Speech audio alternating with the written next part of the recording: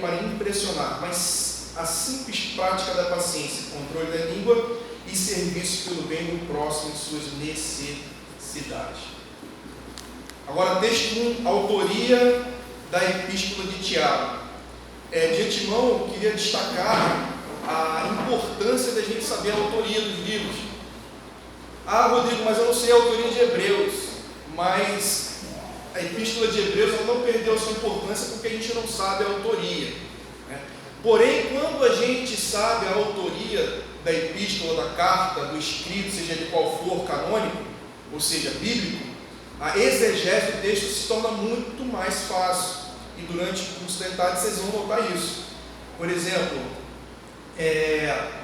quando a gente vai ler algum texto da Bíblia, a gente pergunta quem escreveu, para quem escreveu, quando escreveu, por que escreveu, o que escreveu, ou seja, o conteúdo, e como escreveu, né? A língua que escreveu, foi escrito em hebraico, foi escrito em grego, e a mão de quem escreveu, porque, por exemplo, Paulo tem cartas do apóstolo Paulo que ele dita para alguém escrever. Então, essas informações facilitam o entendimento do texto. Por isso que todas as epístolas e cartas aqui vai destacar-se o que? A autoria da carta. A origem da epístola. O Novo Testamento apresenta, aí voltei para a lição agora. O Novo Testamento apresenta 4 pessoas com o nome de Tiago. O filho de Zebedeu, irmão de João, um dos 12 apóstolos escolhidos por Jesus. 2, o chamado menor, filho de Alfeu, também um dos 12 apóstolos. 3, o pai de Judas. E 4, o irmão do Senhor. Qual Tiago será o autor da epístola que leva o seu nome? O primeiro versículo da epístola diz: Tiago, servo de Deus e do Senhor Jesus Cristo. Esta é a única qualificação ou identificação. Isto indica que mais informações sobre o autor também eram desnecessárias, por serem bem conhecido pelos leitores. O que ele está dizendo aqui? Tiago ele não tinha necessidade de uma identificação mais precisa, porque todo mundo já sabia quem era ele, né? Vou dar um exemplo aqui. Por exemplo, a gente está lendo aqui na igreja uma carta de um pastor. Eu pego aqui, eu, pastor Silas Malafaia. Alguém tem dúvida de quem é o pastor Silas Malafaia? Todo mundo conhece o pastor Silas hoje, ele é uma figura pública, né? Eu, pastor Silas Malafaia, ele tem que se identificar. Eu, pastor Silas Malafaia, tal, marido da fulana, pai de ciclano, que mora na região. Ele não tem essa necessidade de identificar. Isso que o autor está dizendo aqui. Esse Tiago, ele era uma personalidade, ele era uma liderança, ele era alguém importante, que ele não precisava se identificar de forma mais precisa no texto, porque todo mundo já sabia quem ele era. Ao estudarmos a epístola de Tiago, entretanto, chegamos à conclusão de que ela só poderia proceder de um homem de personalidade marcante que logicamente exercia autoridade na igreja. Mas voltemos aos 4 nomes do Tiago supracitado. Tiago, filho de Zebedeu, irmão de João, foi decapitado por Herodes Agripa I. Ou seja, ele não podia ter escrito essa epístola, né? Você vai ver aqui que na lição a data do ato dele ter sido decapitado, com a previsão. Desculpa aqui, meu filho. Fica quietinho aqui, né? Está ali, Desculpa, meus irmãos. Com a previsão da escrita do livro de Tiago, ela bate. Mas alguns outros teólogos falam que há uma diferença muito grande. E se não teria acontecido esse irmão, porque ele foi decapitado muito cedo, foi um dos primeiros mártires. Então, o Tiago, filho de Zebedeu, o irmão de João, foi decapitado muito cedo. O mais tardado no período inicial da igreja cristã, em torno de 44 depois de Cristo. É isso que eu falo. Alguns outros autores ainda colocam mais cedo ainda. Quando fala que depois de Cristo, vocês entendem que é depois do nascimento. Pode ser uma dúvida boa, mas eu encontrei muita gente com essa dúvida. Depois do nascimento, não da morte de Cristo. Amém?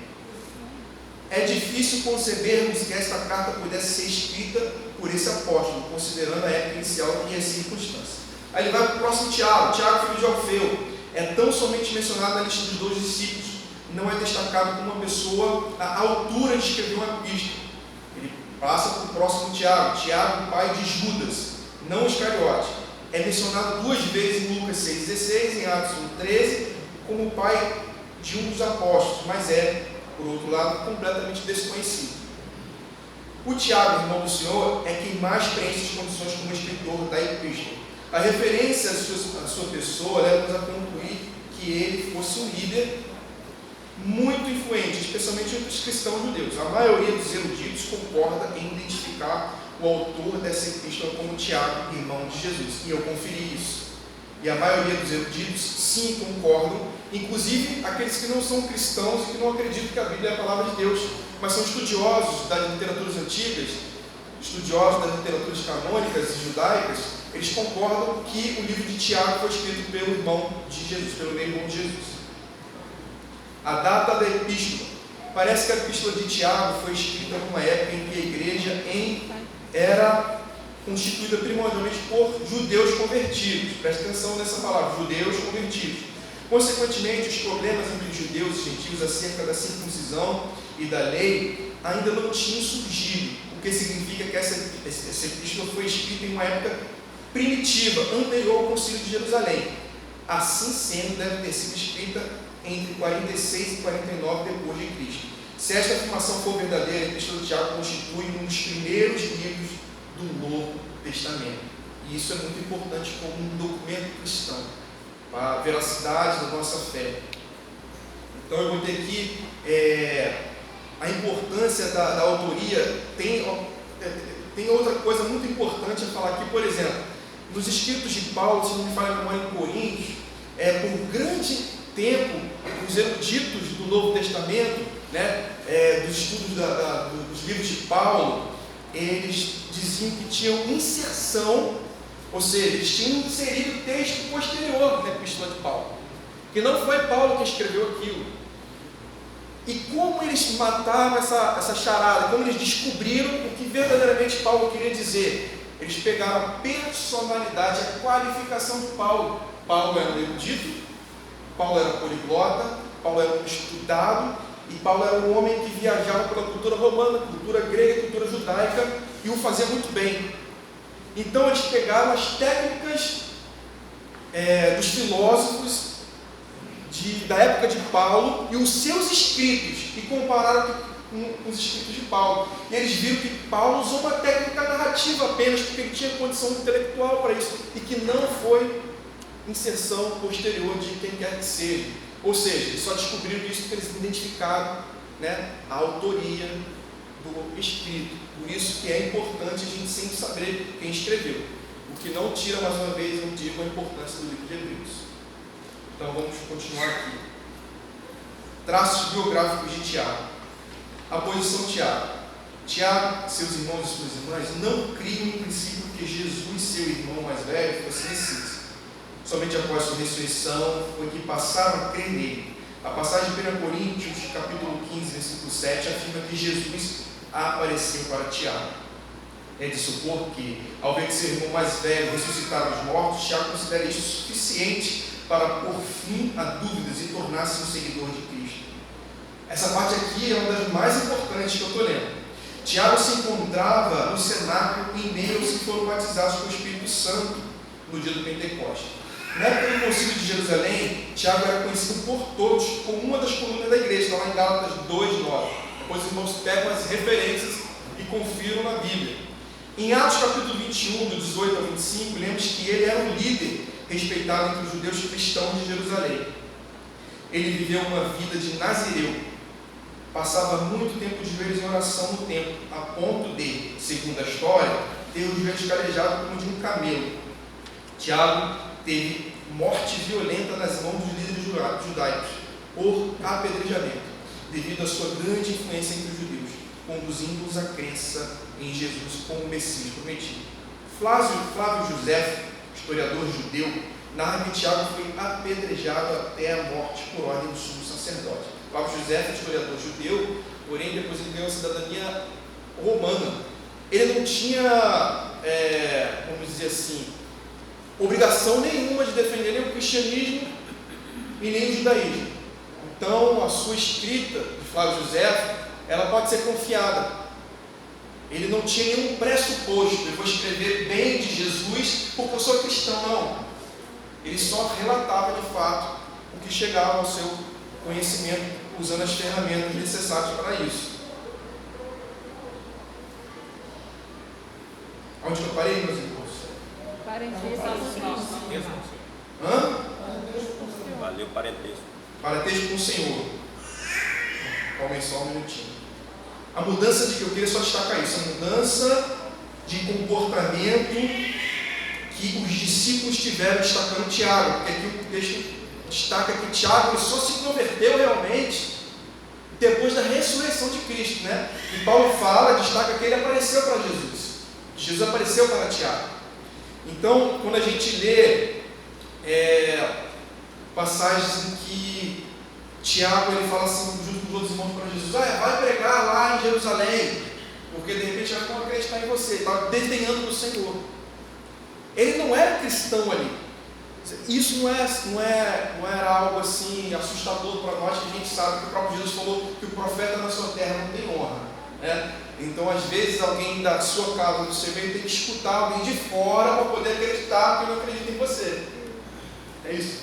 Eu, por exemplo, sou educador financeiro e tem muitos amigos que vêm me perguntar como é que eu invisto, como é que eu faço, o que eu falo, eu explico, e não faz nada daquilo que eu falei. Aí depois escuta alguém de fora falar, se eu tivesse te escutado, eu não tinha metido a cara na parede igual eu fiz. Eu falei, mas a gente sabe que o profeta na sua terra não tem honra, né?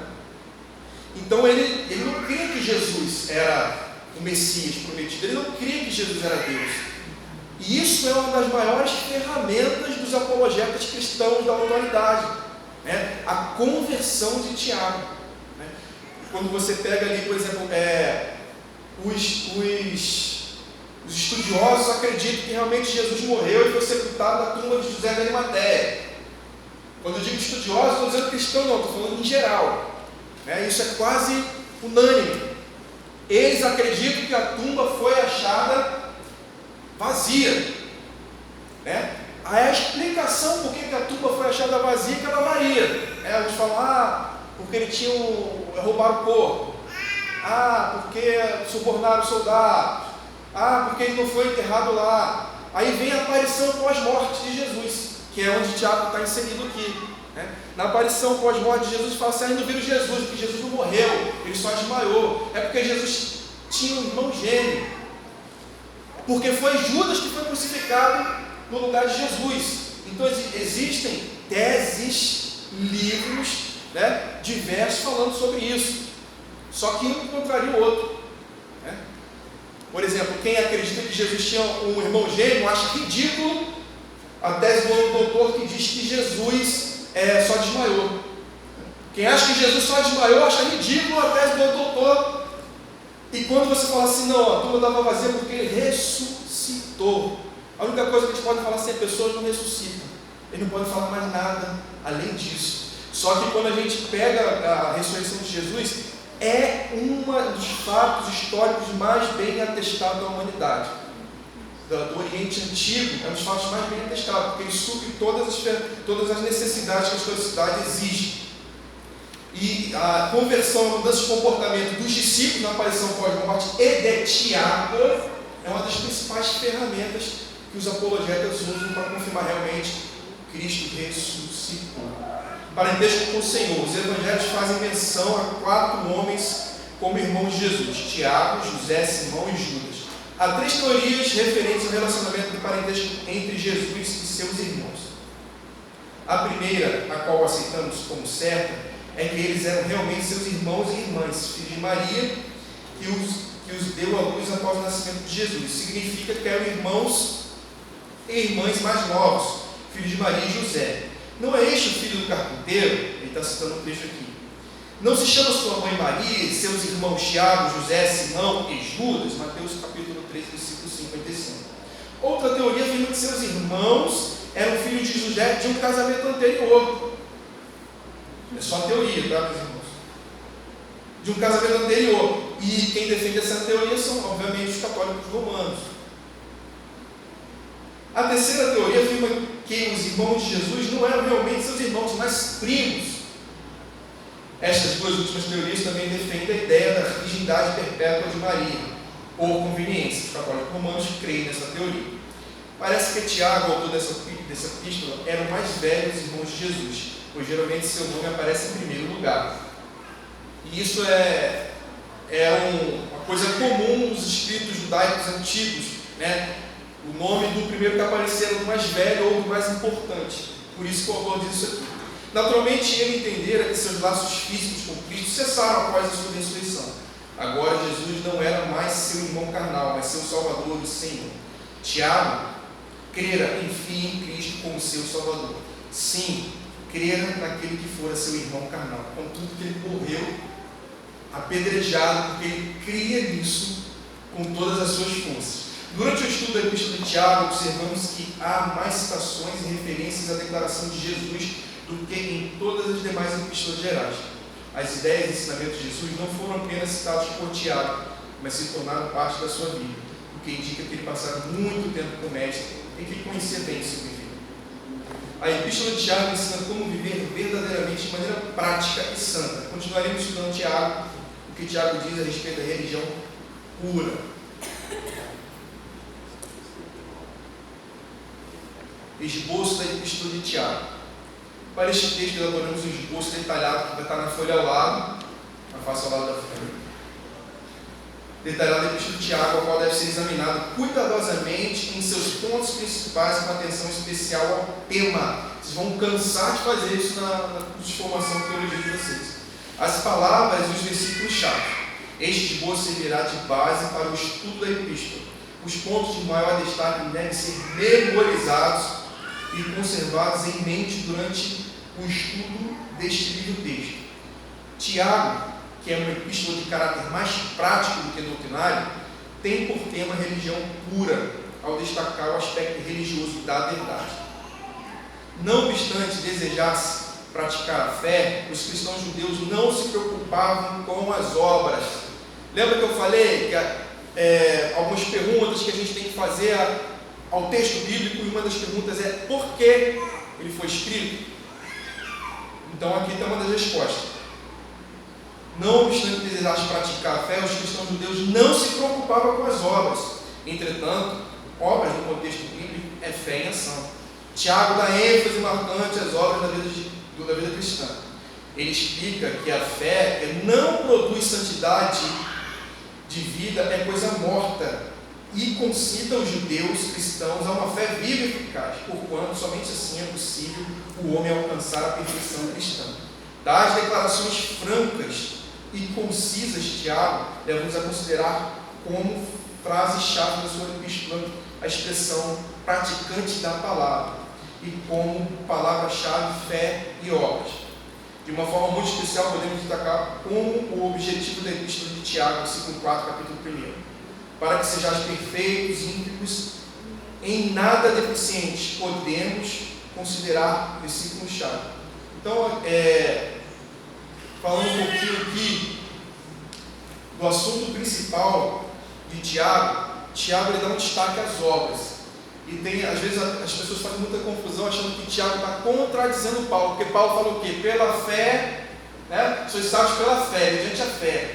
Não é pelas obras para que você não se ache o cara, você não se glorie. Paulo fala isso. E Tiago fala assim: você é salvo por causa das obras. Mas é por causa da fé, Tiago, é por causa das obras. Aí eu fiquei confuso. Mas não tem confusão alguma. Martinho Lutero, por exemplo, ele, ao se deparar com a carta de Tiago, ele chama de carta de palha, porque ele pregava que a fé vinha pela salvação. Mas o que Tiago está dizendo aqui é diferente do que Paulo falou. Paulo está vendo a causa, Tiago está vendo a consequência. A causa da salvação é a fé, a consequência da salvação são as obras. Paulo estava concitando o seu público a ter fé para ser salvo. Tiago estava concitando o seu público: já que vocês são salvos, meus irmãos, mostrem, porque o próprio Cristo disse: conhecereis a árvore pelo seu fruto. Tiago está falando isso: cadê o fruto de vocês? Vocês não são salvos? Ou vocês são salvos se você tem a fé verdadeira, as suas obras vão mostrar isso. E é isso que Tiago estava falando. Então, Paulo se preocupava com a causa, Tiago se preocupava com a consequência. O público de Paulo precisava escutar sobre a fé e não mais sobre a lei. A lei não salvava, Paulo dizia isso. O público de Tiago se acomodou na fé, achando que já era o suficiente. E Tiago falou assim: meu irmão, se tu tem fé, então mostra nas tuas obras. Todo mundo entendeu? Amém? Então vamos seguir. Introdução da Epístola de Tiago. A saudação. O pastor Paulinho, isso me deixa até por horário, que a gente tem costume de orar antes de brincar. A saudação. Na saudação, ao início da sua epístola, Tiago se dirige aos crentes dispersos, isto é, situados fora de Jerusalém. A carta foi escrita nos primeiros tempos da igreja, entre os anos de 46 e 49 depois de Cristo, quando a maioria dos crentes ainda era composta de judeus. Por isso, Tiago escreve as 12 tribos que se encontravam na dispersão. Então aqui a gente está vendo o quê? O público. Né? Quem escreveu, para quem escreveu, quando escreveu, como escreveu, por que escreveu. Aí vamos dizer o conteúdo agora, tentações e paciência. Alguém tem uma pergunta até aqui, meus irmãos? Alguém quer falar alguma coisa? Tem algum comentário? Era grave a situação da igreja daquela época. Os crentes estavam passando por muitas provações. E ao invés de reagirem com fé e perseverança, eles se tornavam cada vez mais fracos após cada provação. Tiago, então, exorta-os a se alegrarem diante das provações, para ficarmos firmes em meio às tribulações. Além da confiança em Deus, a paciência é vital para a conservação da nossa vida cristã normal. Lendo o versículo 4, vemos que, quando perseveramos firmemente na fé, somos aperfeiçoados. Apesar disto, convém termos o necessário cuidado para não nos convencermos de que já somos perfeitos em nós mesmos. Jesus é o nosso padrão em assuntos de perfeição. Então aqui ele fala do principal conteúdo da epístola de Tiago. Deixa eu olhar aqui no esboço. Sabedoria e fé. Alguma dúvida sobre esse conteúdo, tentações e provação? A crente assembleando, ele sabe que a provação vem, um pouco para passar por provação, né? Mas somos aprovados, né? É como uma pedra sendo lapidada. Se essa pedra sentir dor, cada martelada ela vai comer. Mas depois que a obra está pronta, fica uma coisa linda, né? Então é assim que Deus faz conosco. Ele vai nos lapidar, vai esquentar aqui no meio militar. Os operacionais, a gente escuta a seguinte frase: aço bom é forjado no fogo bem mais alto. Então a gente escuta essa seguinte frase: aço bom é forjado no fogo bem mais alto. Então dói, queima, mas você está sendo forjado no aço bom. Amém? Glórias a Deus. As pessoas vão olhar para nós e ver em nós a fé em Cristo. Sabedoria e fé. Tiago, capítulo 1, 5 a 1. Uma vez que todos necessitam e desejam sabedoria, Tiago ensina como obtê-la. É tão simples que ficamos pasmados. Basta pedirmos a Deus e Ele se deleita, ou seja, se alegra em dar, segundo a nossa necessidade. Aí ele colocou aqui entre aspas, sempre, né, que é citado no texto, é colocado entre aspas. Peça, porém, com fé, em nada duvidando. Ou seja, sem hesitação, sem traço de credulidade ou vacilação, para não nos assemelharmos à onda do mar, que se agita de um lado para o outro, e sermos comparados ao homem de ânimo dobre, inconstante em todos os seus caminhos. Para você ver como o Tiago exalta a fé, né? Ele não tem nada contra a fé, ele está dizendo aqui, ó, peça com fé. Não seja inconstante, não seja como a onda do mar. Né? Sem fé é impossível agradar a Deus. Né? Tiago diz, não. Só estou complementando. Deus quer que sejamos sábios, muito mais do que temos desejado. Ou seja, também é da vontade de Deus que nós sejamos sábios. Então, vamos pedir que Deus nos dê sabedoria. E vamos buscar também sabedoria. Você vê que alguns autores, eles comparam, né, a epístola de Tiago com um provérbio. E Salomão também fala muito de sabedoria, né? Salomão fala que o temor do Senhor é o princípio de toda a sabedoria. E ele fala assim, buscar a sabedoria e conhecimento, gastar dinheiro, gastar o que você tem, adquirir sabedoria. E Tiago está dizendo que peça a Deus sabedoria. Então é necessário que nós, né, venhamos a pedir a Deus sabedoria. E aqui não é sabedoria teológica não, tá, meus irmãos? Porque se a epístola está disposta a ensinar a vida prática do crente, então aqui é sabedoria para viver conforme Deus quer que vivamos. Entendido até aí? Amém? Então vamos seguir. O rico e o pobre.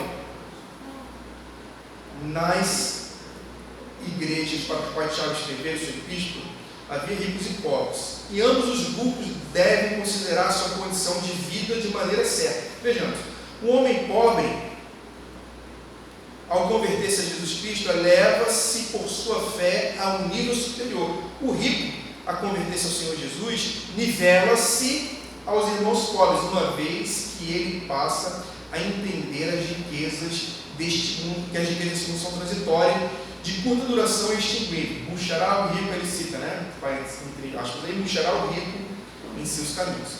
Isto é, aquele que estiver preocupado com os bens deste mundo, murchará, como murcha a flor do campo. Por isso, o rico convertido a Jesus Cristo deve tão somente regozijar-se no Senhor, porquanto tem aprendido os verdadeiros valores da vida. Eu queria chamar a atenção aqui deste texto. Quando a gente faz uma leitura cuidadosa da carta de Tiago, a gente percebe que Tiago não está falando mal do rico por si só. No final da carta de Tiago, deixa eu ver se eu consigo ler aqui rapidamente, irmãos. Eu queria perder esse pouquinho aqui, mas eu acho importante. Deixa eu ver se capítulo 5, Eia, pois agora, vós ricos, chorai e pranteai por vossas misérias, que sobre vós hão de vir. As vossas riquezas estão apodrecidas, e as vossas vestes estão contaminadas da traça. O vosso ouro e a vossa prata se enferrujam, e a sua ferrugem dará testemunho contra vós, e comerá como fogo a vossa carne. Entesouraste para os últimos dias. Eis que o salário dos trabalhadores que ceifaram as vossas terras, e que por vós foi diminuído. Olha só a corrupção. Ele não está falando do rico honesto, não. Ele está falando do corrupto. Ele está falando do corrupto. Olhei novamente, eis que o salário dos trabalhadores que ceifaram as vossas terras, e que por vós foi diminuído cama, e os clamores dos que ceifaram entraram nos ouvidos do Senhor dos Exércitos. Deliciosamente viveste sobre a terra, e vós vos deleitastes, e cevastes o vosso coração como num dia de matança. Condenaste e mataste o justo, ele não vos resistiu. Olha só o pecado desses ricos contra o qual Tiago falava. Porque se você ler a epístola de Tiago, você vai ver que ele cita Jó e exalta Jó. Jó era o quê? Rico. Ele era só o mais rico da sua época. Então Tiago não tinha nada contra o rico, ele tinha contra o corrupto. Então era contra esses ricos que ele estava falando. Os ricos que diminuíam o salário dos trabalhadores e que condenavam, matavam o justo, mesmo sem o justo resistir. Amém? Todo mundo entendeu?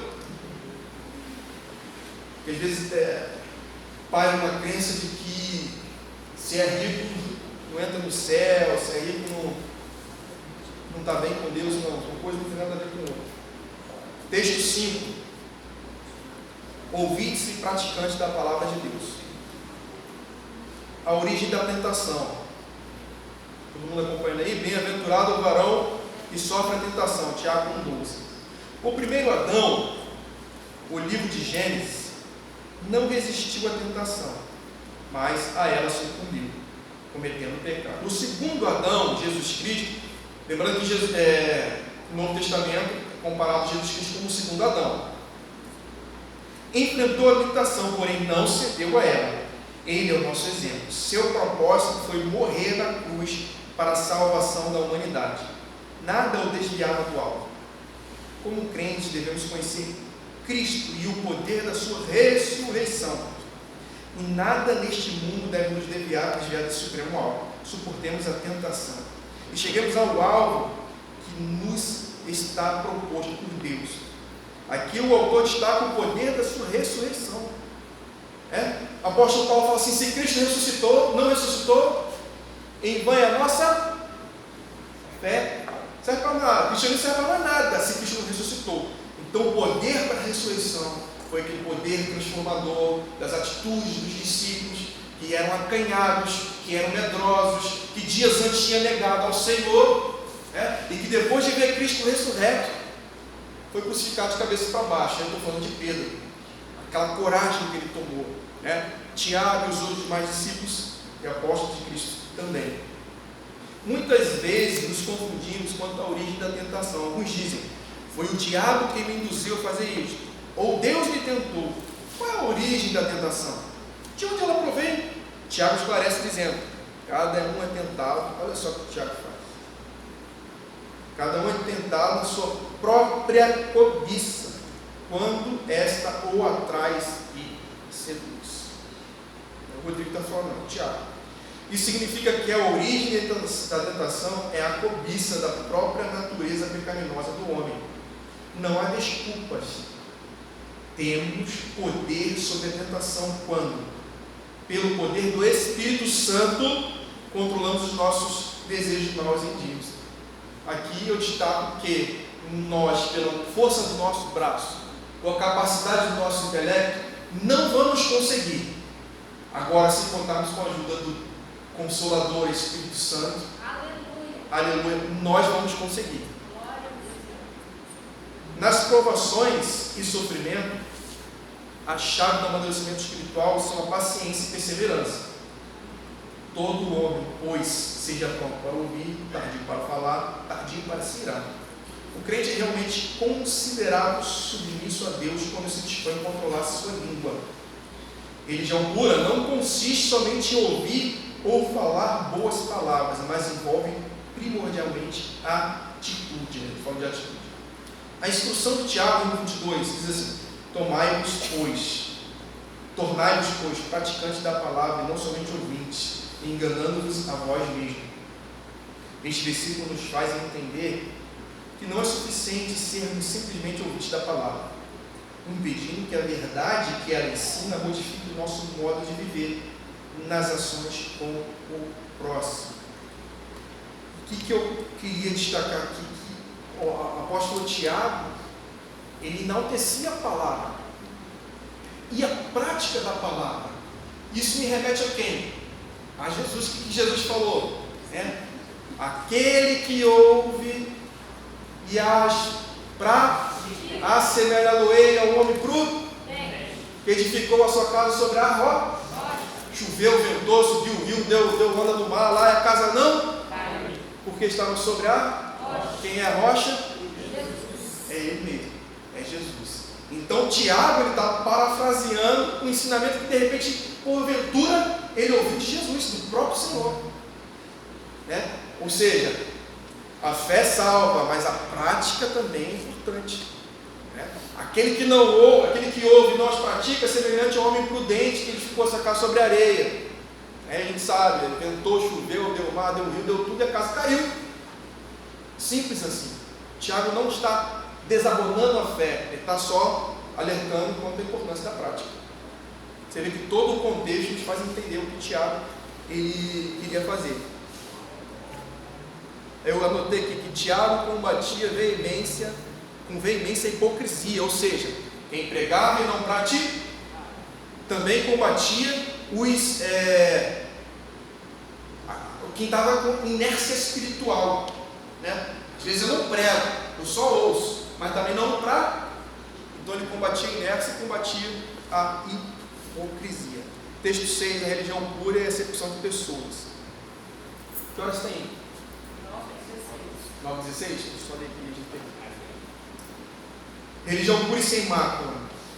Essa epístola tem um claro propósito de definir a religião pura e sem mácula. Tiago afirma em 1,26 que a língua descontrolada é o maior problema do crente. Ele estende-se sobre o assunto ao longo do capítulo 3. Se o crente for capaz de controlar a própria língua, se o crente não for capaz, por incapaz de controlar a própria língua, sua religião é vã. Os pecados relacionados ao mau uso da língua, descritos no capítulo 3 da epístola, serão estudados na próxima lição. Aqui só uma adendo aqui, ele não está falando daquele que fala de vez em quando, fala demais não. É quem deliberadamente, repetidas vezes faz isso. Porque quem nunca pecou na fala? Quem nunca falou demais? Eu já falei, eu já errei. Quem nunca falou e se arrependeu depois? Falei um negócio desse. Não deveria ter falado. Então, aí ele está dizendo aqui, quem tem a língua solta e bota solta nisso. Lembremos que a língua de um crente, quando mais controlada, desfaz suas boas obras, sua aparência decente, modo de trajar, e invalida sua fiel assistência aos cultos na igreja.